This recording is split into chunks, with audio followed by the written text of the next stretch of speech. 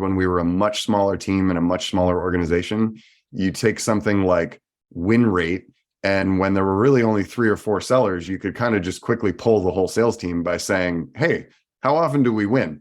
That's obviously a much different thing to measure and calculate with objectivity when it's a sales org even 10 times that size.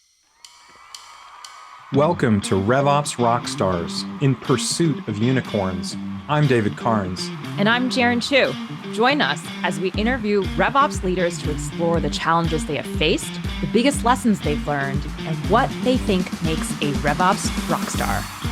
This show is brought to you by OpFocus, on a mission to help companies run their businesses better by letting you focus on growth while we scale your operations. Let's get this show on the road.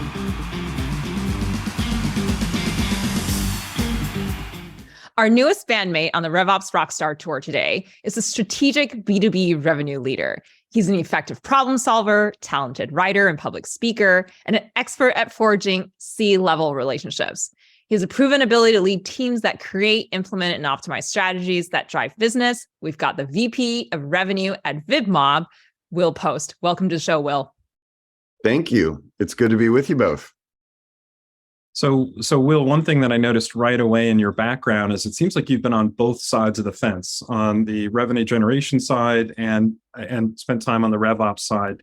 I'm really curious from your perspective, like what's something that you had to learn the hard way? Yeah, well, so I've spent more of my time on the revenue generation side, but working really closely in past roles and past lives at companies that were a little bit larger than VidMob, where I am now. One of the things I've certainly learned the hard way over this past year, I think our whole company has learned this, is that this is a function. RevOps is a function that needs dedicated focus. It is not a side project or part of someone else's job. It is a job to be done itself with a dedicated leader and sufficient resources to get that job done. I think over the years, we've seen quite a few companies where we walk in the door, there's one person as part of that. And then within a few years, like really in order to scale, those teams grow to 10, 20. And I wonder if you've got that in VidMob's future. Yeah, I think we're in many ways kind of in the midst of that transformation. So there's a handful of people who've been looking after different parts of the ops function, either within, whether it's called this or not, sales ops, within our customer success team, looking after operations within marketing ops. And so I think where we are today is beginning to centralize that, first and foremost, making it kind of just function through a alliance of the willing.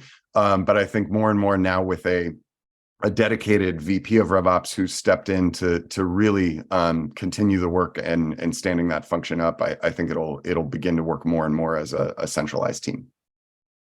Your current title is VP of Revenue, which I think is great. You've had the VP of Revenue Strategy and Operations title.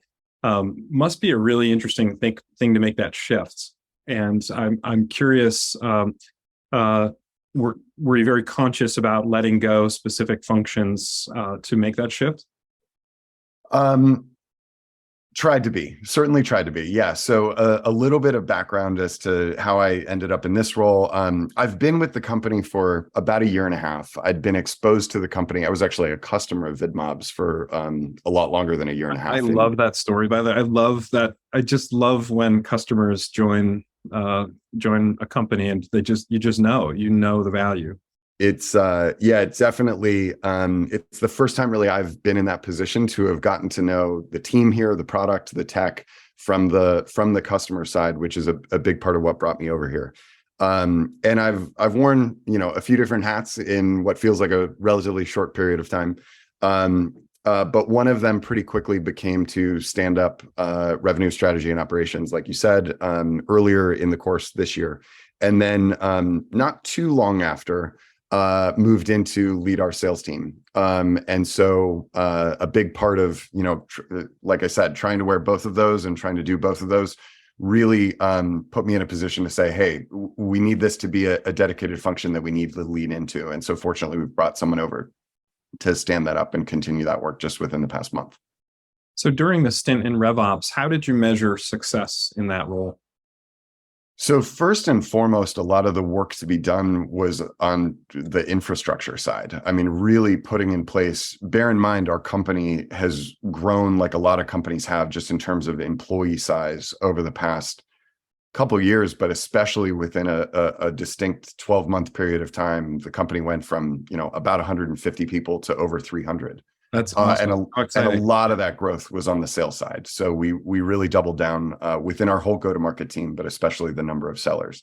And so infrastructure became really important. I mean, having all the mechanisms to measure what's effective, what are we seeing today, and so based on any changes we make, what kind of improvements hopefully do we see over a relatively short-term period of time.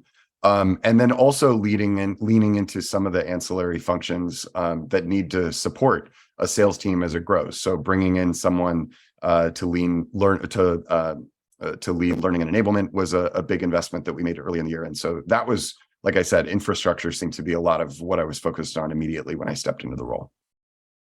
And with all that growth, so I just pulled up on LinkedIn on the insights, you can see 100% growth over the last 2 years. That's incredible. Congratulations. What a thrill that must be. What's something that you wish you had done RevOps wise sooner, perhaps to support that growth? I think we could have moved, or I could have moved more quickly to do some of that centralization that I was talking about. So like I referenced, we've added to the team. Putting somebody in our customer success team to look after operations was a relatively recent change that we've made, which has been a great addition. So I think I would have been more front-footed to advocate, hey, this needs to work as a centralized team with some structure and process around it, as opposed to just hoping that we all function that way. That's definitely something that I'm glad to see us making that change now. Well, I think I love hearing it. I think there are a few things as we work with our clients, a few things we see that we wish that they would do sooner, investing in the RevOps function, ensuring that there's a solid foundation for the tech stack and for the processes that layer on top of it, investing in a proper BI tool. I mean, there's a number of these things, and you went through so much growth so quickly. I guess you can only do so many things. Yeah, and I spent the first good bit of time in the role really, acknowledging I don't know what I don't know yet. So I was fortunate, I think, and still am fortunate to have a lot of access to, not only through my network, but through the broader network collectively of this company, of folks who knew where I would want to get curious, where I would want to get some outside expertise, bringing in things like we work with an external team of Salesforce consultants who've been really helpful, and that's where I spent a lot of my early time. And so I think a big part of it was just finding out, okay, as I'm sort of feeling through the dark of figuring out what we're going to need to solve, learning quite a bit about what I don't know, to then figure out who we need to consult with and bring in to provide some of that expertise. Paint me a picture of your RevOps function. I know you're touching on some of the different things it encompasses already, but with an outside team, with an internal team, you probably got folks wearing multiple hats for different functions. Currently, you're a Series D company with about 400 employees. What does it look like today, and where do you see it evolving into? Yeah, a lot of, so when I talk about, laying the groundwork or putting infrastructure in place, a lot of it has been about identifying processes that are, I'll say, right-sized or kind of structured enough for the size and stage of company we are. So there's plenty of things that we're going to continue to figure out about our go-to-market. And so putting process in place that's easy enough for sellers to embrace and get their arms around and really go to market in a certain way, but not so structured or rigid that when we inevitably change it or retool it a little bit in 6 months, we don't have to do a whole bunch of rewiring to unlearn things that we've just trained on or just put into place. So I'll give an example of, the first several months in the role, I spent initially just advocating for bringing a sales methodology into our team. And there was a little bit of education to do even in making sure everybody meant the same thing by what is a sales methodology and why do we need one. but then figuring out, exactly how fleshed out that needs to be before we're ready to begin operating that way, and finding the right amount of learning as we go with it in the market versus trying to get it perfectly dialed in and only shipping it once we had it to that stage. Yeah, it's interesting that a company in its growth trajectory, when it's growing so quickly, people tend to be on different pages. And some people come in from very mature organizations. Some people have grown up with the business. And you've got to really get everyone aligned in order to determine what the priorities are for leveling up revenue teams. Different stages, different backgrounds. That's definitely been something that we've felt within the company, and also to the point of different backgrounds, just different industries. And we have a lot of sellers who historically have maybe lived on the media side of advertising as opposed to the software side. And so there's been some learning gaps and some things that we've needed to address and make sure that what means one thing in a different part of the business, that we're all speaking the same language now that we're here. Earlier, you mentioned leveraging external Salesforce consultants and also working closely with them. Can you help me understand what types of work you determine to be good for in-house versus what you might outsource or even offshore? Yeah. So on the development side, we have a handful of kind of self-taught, self-trained, self-appointed Salesforce admins. At one point, we were learning that we had way too many people with admin rights within Salesforce for the size of company we are, which I've come to learn is not a totally unique challenge. And so putting some organization and kind of controls around that, really appointing people, hey, this is who's gonna be able to do any kind of internal changes to how we have Salesforce set up. The development side is really where we needed some outside expertise to help us out and make sure we weren't over baking the cake in anything that we set up. And then one of the big undertakings was putting a proper support ticketing system in for anything, because we have a global sales team. So where a lot of any help that was needed was being communicated in a multitude of ways: Slack, text, email, walking down the hall in some parts of the world. That really needed to be centralized. And so putting that structure in place, but then appointing the folks who are in a position to triage anything and resolve any issues that might come up, that's all handled internally. So does that give you an example of kind of how we've drawn the lines?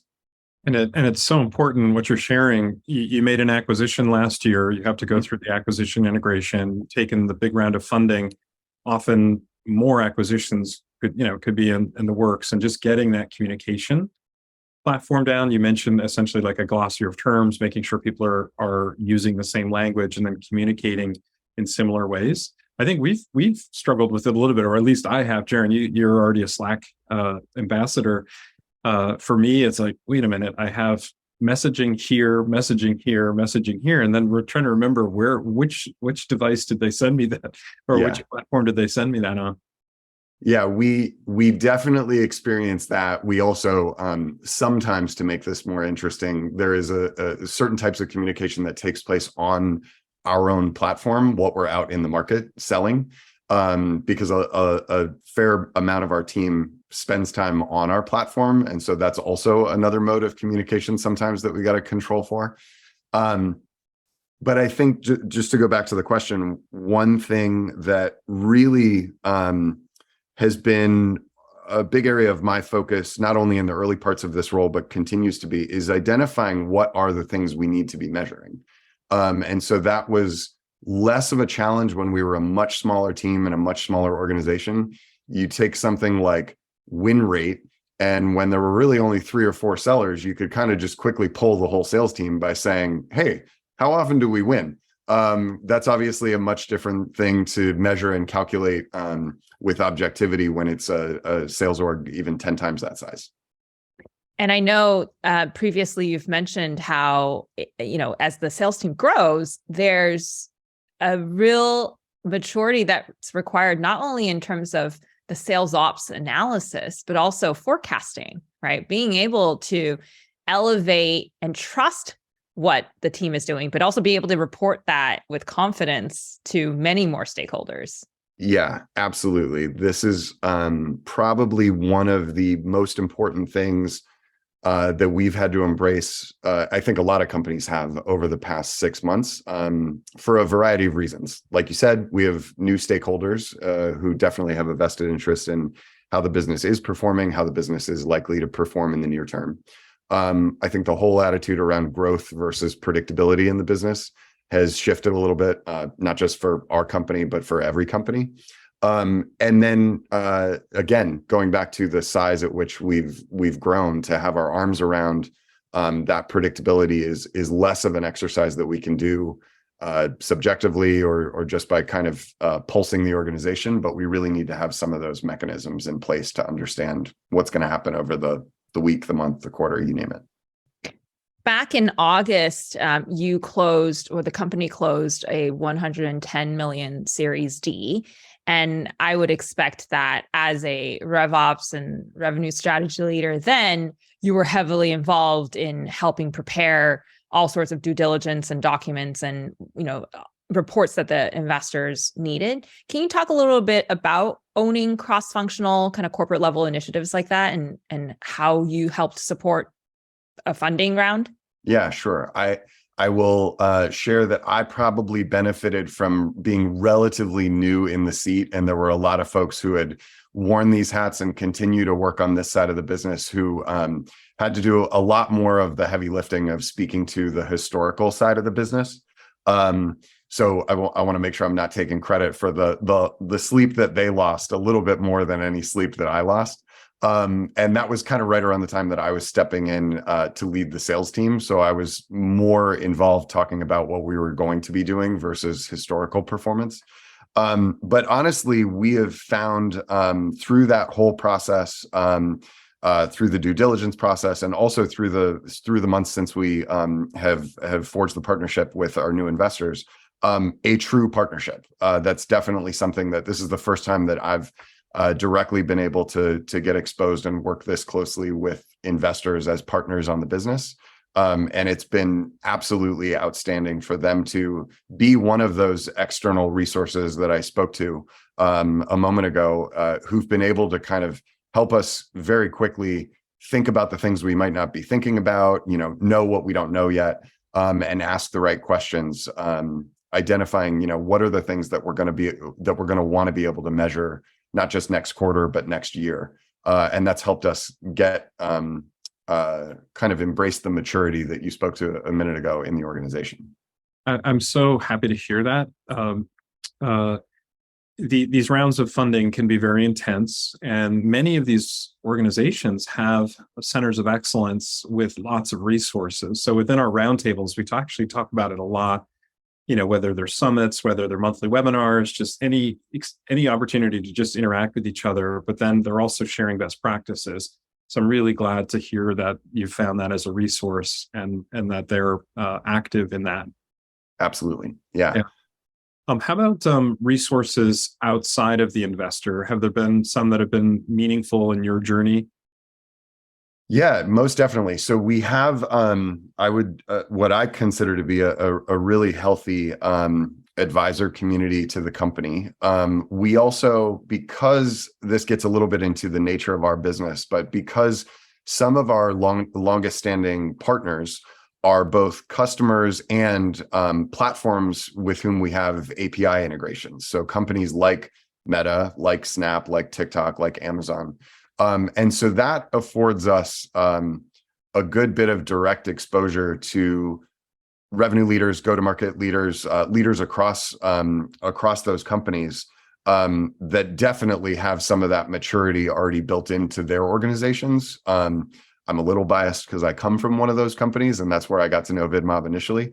But I feel like I've kind of been pleasantly surprised, I suppose, or certainly impressed by the degree to which we're able to tap into experts across the industry from early stage and really mature companies. Okay, so we can't have a RevOps conversation, especially given what we do, without talking a little bit about the tech stack.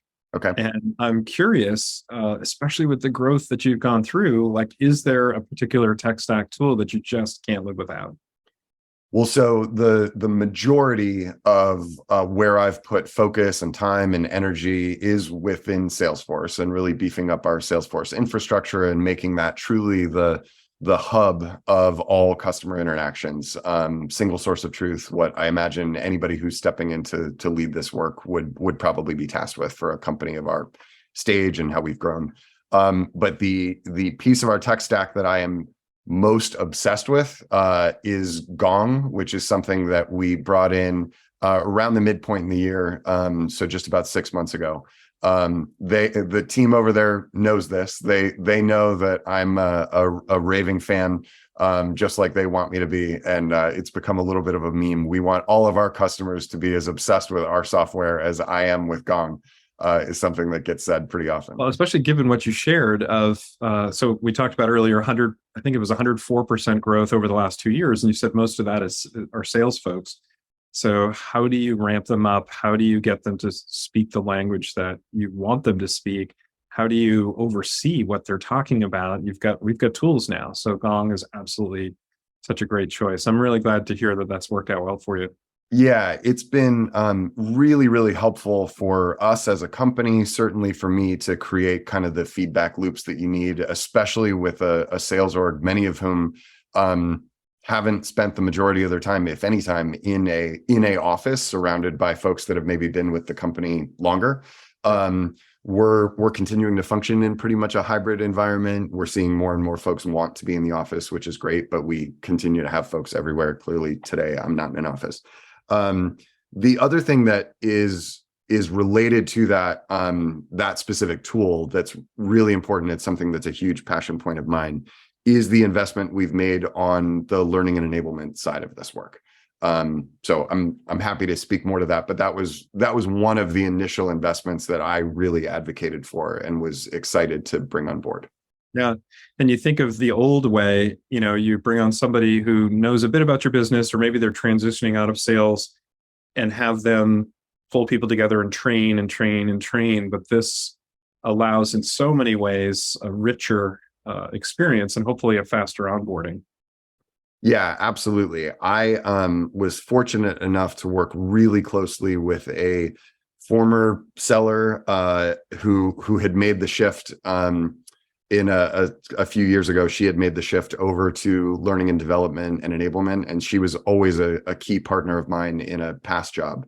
And so knew there would be an opportunity that she might be interested in coming over here and standing that function up. And it's been one of the largest value creations that we've brought into the organization. It's helped really build some confidence into our whole sales team.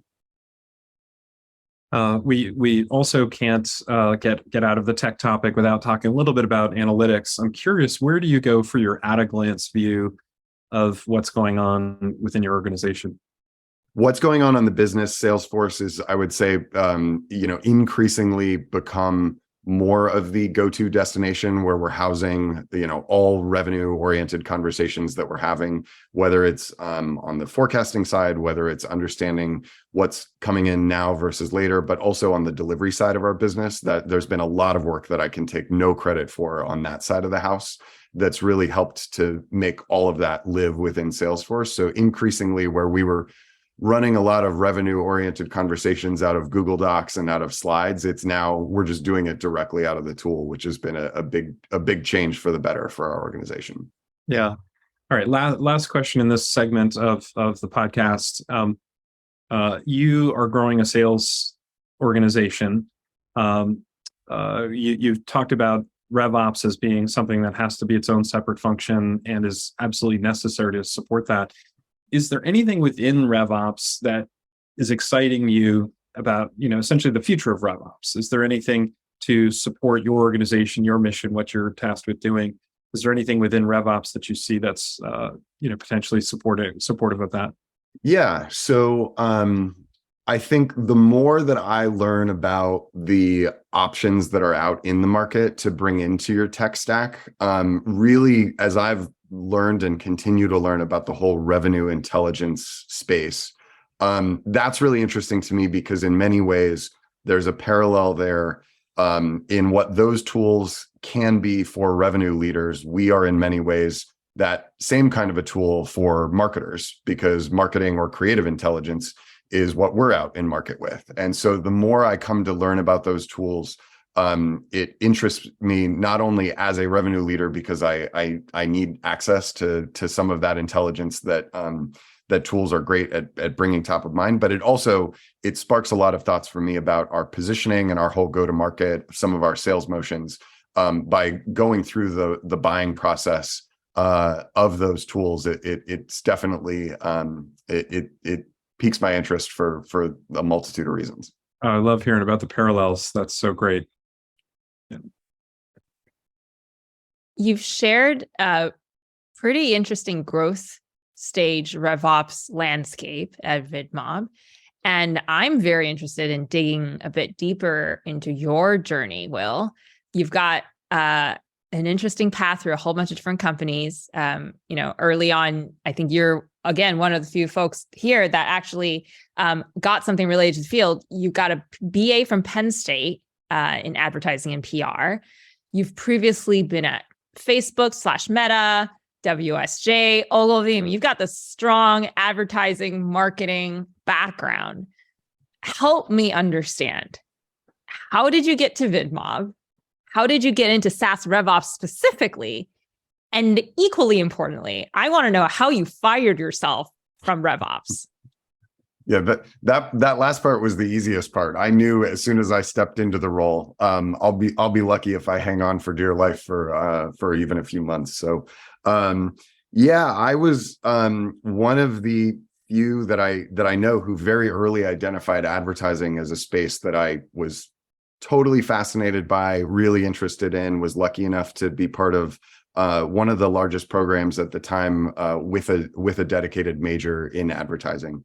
And so very quickly after school, knew that I wanted to go onto the agency side, and so moved to New York and started at Ogilvy in a program, in kind of a rotational program that now is a lot more common to find, where you get to try on a number of different disciplines over the course of a year, and found a real home in the strategic planning side of the business. And so found that what I really loved about it was understanding the why behind why consumers do what they do, why they establish connections with certain brands over others, and why certain messaging resonates more deeply from certain brands with certain audiences.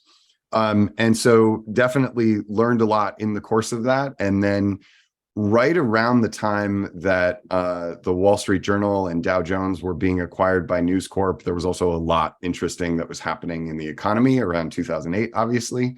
And so relatively organically made the move over to Wall Street Journal as it was really expanding into the business to consumer side of advertising. It had predominantly always been a B2B marketing play, and was standing up its presence within the automotive, the luxury, the travel, the consumer advertising spaces. Brought a lot of consumer friendly products to market, like a magazine and like a weekend editorial section. So the reason that was interesting is it was, before this, kind of the first entrepreneurial environment that I was really in within a big company, because it was a relatively small team that was standing up some of those practices and going after new segments of business within a really established brand, obviously. Got to do a number of different jobs, got to work both on the marketing side, the sales side, the product management side. And then life brought me to Chicago from New York. And so right around that time, met as someone who's become a longtime colleague and mentor, and got to be part of Facebook right around the time that it was making the shift to mobile.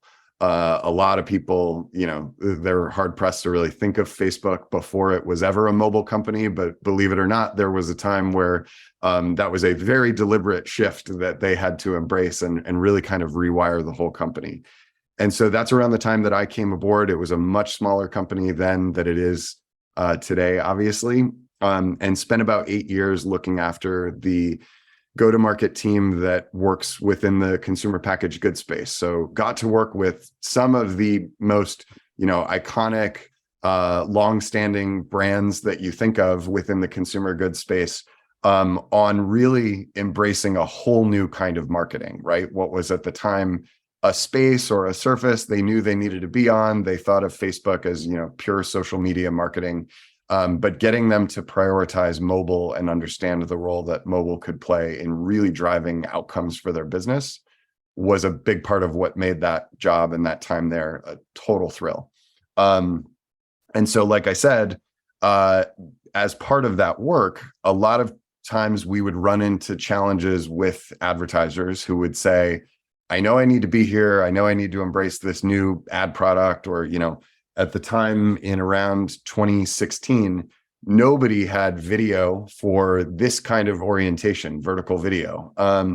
And so that's actually how I came to discover VidMob, which was it's a company that's been around for about 7 years, and in the earliest stages was there to remove that barrier for advertisers and say, hey, in a very efficient, both from a time and a cost standpoint, we can take any number of assets that you might have ready to run as your ad, and make them fit for the platform where you need them to run, places like Instagram stories or Snapchat, or a lot of the platforms that advertisers were just starting to embrace.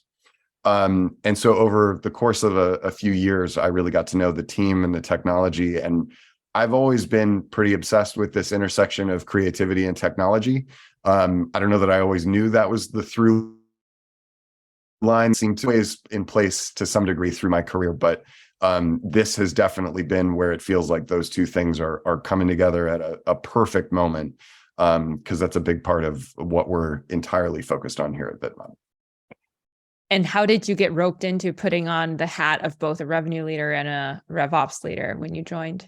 So I came aboard at an interesting time and was really here to sort of do what needs doing. So my first role here was more about standing up some of our, we don't call it channel sales, but it functions more like a channel sales team, really, advocating for no one from the company was deliberately coming to market to find me in my former role. And I was saying, hey, I'm obsessed with your business and would love to throw a lot of business your way because you solve a huge problem for every advertiser that I'm working with.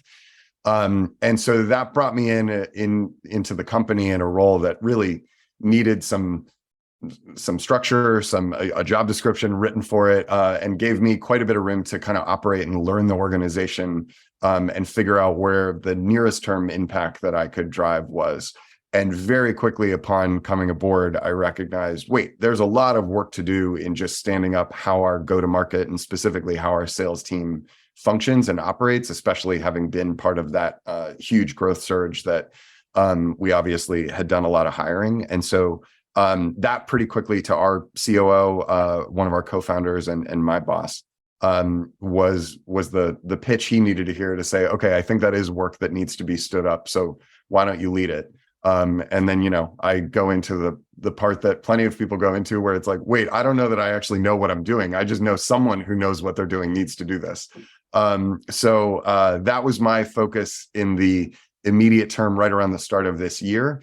And we made a lot of strides. And I think that's part of what sufficiently proved out the case that, okay, this is a function we need to lean into. And so just recently, we've brought on someone, our new VP of RevOps, who's been an incredible addition to the team and a real partner to me now that I'm leading the sales team.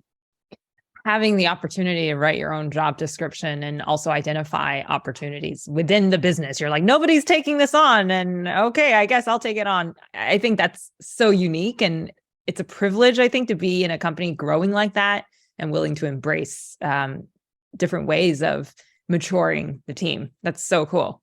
Absolutely. Coming from, my experience at Facebook was wonderful.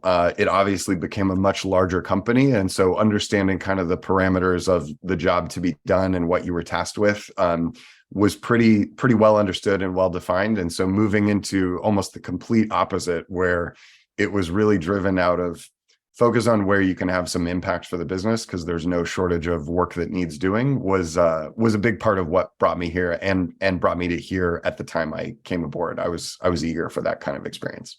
I think you embody a great quality, which is even in an established business, channeling your entrepreneurship skills, right? Seeing where can I make an effect? Where can I maximize my impact? I feel like that's one of those things that as RevOps leaders, we have to keep top of mind because we do touch so many parts of the business. What is the maximum impact we can bring to the business? Absolutely. I think that's something that we talk about a lot as a leadership team, is really how we wake up the entrepreneur of everybody in the organization, and specifically on the learning and enablement side.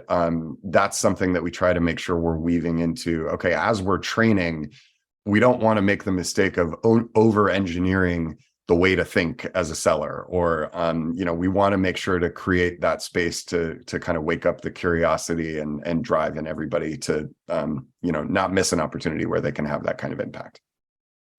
If you could give advice to yourself on day one of your RevOps, revenue strategy and operations role, what would you say to yourself? I would have moved even faster to acknowledge, come clean, admit what I don't know. Come clean, you say. Yeah. I mean, I was, pretty vocal about, hey, there's going to be plenty of this that I'm going to have to find out as I go. And certainly not shy about asking for help. But I think, there were, hindsight being 2020, there were definitely some things where, I was a little bit slower than I wish I had been to recognize, okay, wait, there are experts who know how to do this. I should just find them as quickly as I can and bring them into the conversation. And I think what's so exciting about what you're describing is inevitably in fast growth companies, in order to keep people for long periods of time, to have long tenures, their roles have to split.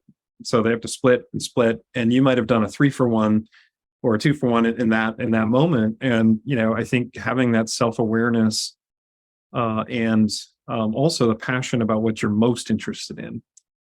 We see that within the RevOps teams that we work with, because they're growing so fast. We're engaging, maybe a second round or a third round of investment through to going public. And there's so many changes. These RevOps teams grow so quickly. And I think there's a real nice lesson here of letting go pieces, and whether it's enablement, whether it's customer success, that may not be your core passion. Yeah, absolutely. I tend to be pretty passionate about all of this. So letting go of it sometimes is a challenge because I'm really invested in it and really excited to see us growing into an organization that has some of these dedicated functions or has some of these specialists of folks who've been through this before. But I think embracing that level of specialization and kind of, it's great when people are wearing a bunch of different hats, but also letting some folks really mature into experts on a given subject matter or in a given field is a great sign for a company. And it's not about, losing span of control or anything like that. To me, it's a great growth signal that we're growing as a business. So hearing all these really interesting phases of your career, I can only wonder, what your bucket list career goal might be. Yeah, I don't know. Don't ask me that right now. To be honest, I've been so charged up and fired up. I really honestly feel like so much of my past experience was training me for this job and this company, which is a rare experience for me. I'm trying to savor it. And that's a bit of a challenge for me because I'm a planner by nature. But right now I'm thinking in 6-month increments of just, we have a lot of exciting work to do here as we're growing the business. Yeah, good. That's so exciting to hear. What you've described, this growth phase, both at Meta and then, now of growing so quickly, like what do you do to unwind from all this? How do you release the pressure from intense growth experiences? Well, I have a wife who opened a business locally in our town the day after I started working here. So just as I was starting my, mini entrepreneurial project by joining an early stage company, she was pretty much like, hold my tea, and opened a yoga studio about a mile from our house. So I occasionally get to feel like her chief marketing officer. Most days I feel like her unpaid intern, which is the most important job that I do. I'm proud to get to do that work. But it's been very exciting to get to kind of ride shotgun while she builds a business here locally. And then we have two young daughters, almost 10 and almost 12. And so they are keeping us especially busy while we get used to all the fun of early teenage year stuff that we can tell is entering our house. Yeah, those are fun ages. I'm glad for you. A lot of fun. Really wonderful. Okay. You've met a lot of people through the years. It would be great for our listeners to hear, who else do you respect a lot in this RevOps community that you might think might be a good guest on the podcast? Maybe we can share in the show notes, their LinkedIn profiles. Absolutely. Well, the first one who comes to mind, not just because of recency bias, but I would consider myself the opening act for the true RevOps rockstar in our company. So Kevin Layton is who I referenced, just joined us, and he's been such an incredible addition to the team. I would absolutely encourage you to talk to him. I think I thank him on a daily basis for coming here. And then definitely some folks who have worked within RevOps, other revenue leadership roles, and kind of worn the multiple hats. Someone named Kevin Sales, who actually it's years since we worked together when we were both on the advertising side or on the publishing side at Wall Street Journal. But as I got invested in this work, I definitely have gone back to a number of people in my network who I've worked with in this capacity, who I know have led some of this work. And I know he's doing some really interesting work right now. So I would encourage you. And his last name is Sales. So how could you not love a revenue operations leader who clearly shows where their interests lie? I love it. We'll make sure to grab those profiles, both Kevin's, and put them in the show notes so that folks can. There are talented people in this field who don't have the name Kevin. That just happens to be, I promise. As we wrap up our conversation here, people probably are getting inspired by the entrepreneurship you've demonstrated, the opportunistic, let me go try and do this, let me follow where my interests lie sort of approach. Where can people find more about you or connect with you? LinkedIn is increasingly, even just over the past several years, I think probably with more and more remote work, I know I've seen my usage of LinkedIn really increase, and I've seen the platform become more important for a lot of people. So that's one of the best places to get a hold of me is on LinkedIn. I try to be pretty responsive and pretty active on there. So that's where I would steer people. Fantastic. And we've referenced VidMob many times. We've kind of alluded to what you do. Tell us quickly, what is VidMob's kind of core competencies and where can people find out more? Yeah, so we are a technology company that right now serves the advertising market. And what we really focus on doing is we make their ads or their creative work better. And so that's really powered by, I referenced all the API integrations that we have with companies like Meta, like Snap, like TikTok, like Amazon and Google.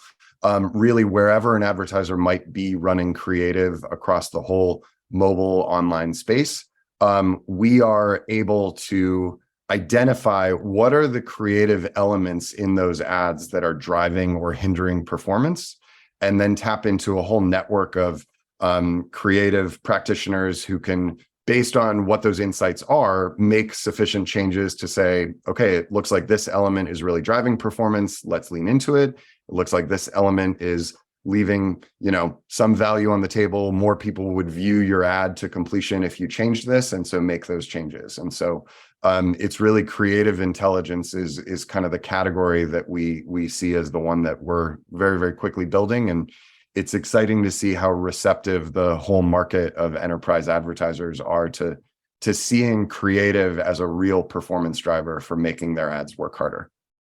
As a marketer, what you're saying gets me so excited because I'm always like, just tell me, how do I make this better? How do I make this more engaging? Sounds like the platform does exactly that. Yeah. It's been very, very exciting to be here and excited to go into the new year with a lot more customers that we're working with.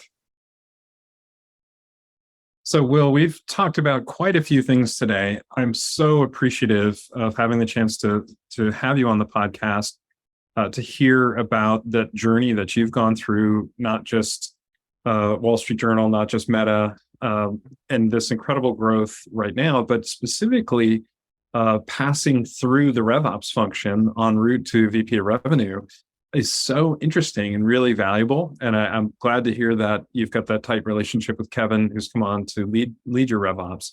But what a valuable conversation today. Thank you so much for joining us and spending the time sharing your experiences with us today.